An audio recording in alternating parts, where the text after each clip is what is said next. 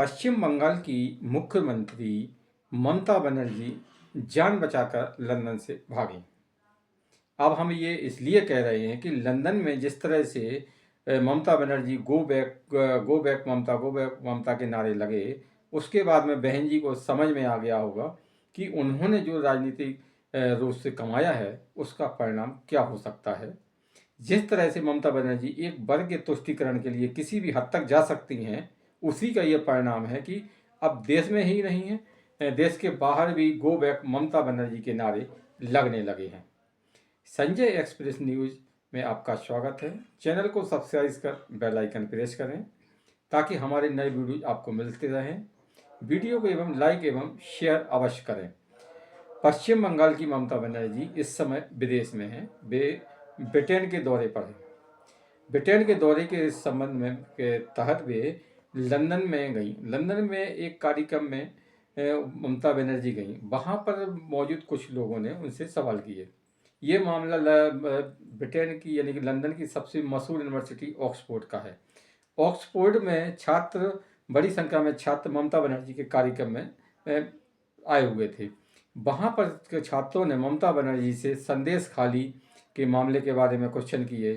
फिर उन्होंने एक कलकत्ता के आरजी मेडिकल कॉलेज में एक डॉक्टर के साथ हुए रेप की बात सवाल जवाब किए।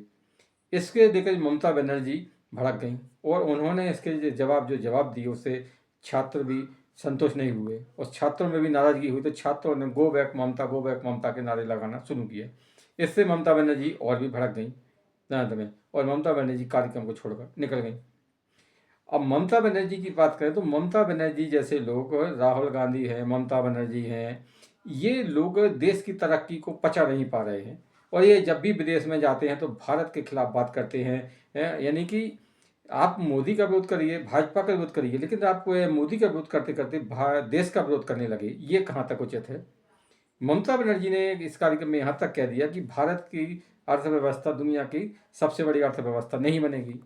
अब पूरी दुनिया के जो अर्थशास्त्री हैं, देश के हों विदेश के हों, सभी ये अनुमान लगा रहे हैं कि भारत की अर्थव्यवस्था जल्दी ही दुनिया की तीसरी सबसे बड़ी अर्थव्यवस्था बन जाएगी। लेकिन ममता बनर्जी का गणित तो अलग चलता है, राहुल गांधी का गणित भी अलग चलता है। इन लोगों को देश की तरक्की पसंद नहीं आती है। आखिर ये कैसे लोग हैं? क्या आप वोट बैंक में इतने अंधे हुए हैं कि आप देश के खिलाफ भी काम करने लगे हैं? तो इनके बारे में कुछ कहना गलत है। अब जब ममता बनर्जी लंदन के दौरे पर थी, उसी समय केंद्रीय गृह मंत्री अमित शाह ने संसद में जो बयान दिया उससे पूरा देश हिल गया। यानी कि ममता बनर्जी को देश से अधिक अपना वोट बैंक प्यारा है, क्योंकि ममता बनर्जी ने जो मतलब भारत बांग्लादेश सीमा है, वहाँ पर करीबन मतलब 1663 किलोमीटर के आसपास की सीमा है। 1000 कुछ सीमा पर बाढ़ लग गई है। लेकिन ममता बनर्जी की सरकार वहाँ पर सीमा पर बाढ़ लगाने में टांग अड़ा रही है। वहाँ पर कई वो आपकी ज़मीन नहीं दे रही है। यानी कि ममता बनर्जी को रोहिंग्या और जो बांग्लादेश के जो लोग भारत में आते हैं अवैध रूप से, अवैध बांग्लादेशी घुसपैठिया हैं, उनके लिए ममता बनर्जी ने अपने दरवाजे खुले रखना चाहती हैं। इसलिए वे देश को की भी सुरक्षा की उन्हें ध्यान नहीं है और वो भारत बांग्लादेश सीमा पर बाढ़ लगाने के काम में उनकी सरकार लगातार दखलंदाजी कर रही है।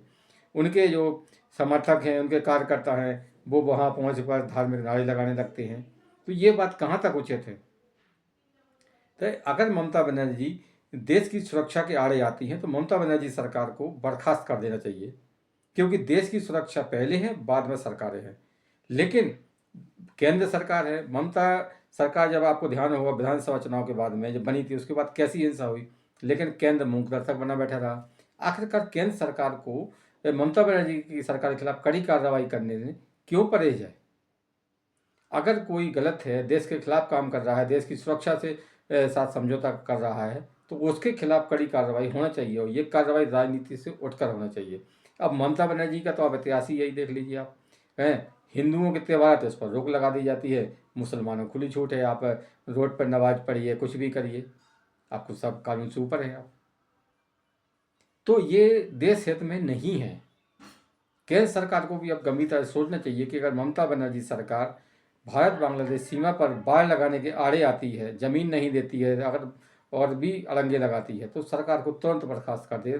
पश्चिम बंगाल में राष्ट्रपति शासन लगा देना चाहिए, ताकि देश की सुरक्षा से कोई समझौता ना हो, देश की सुरक्षा मजबूत बनी रहे।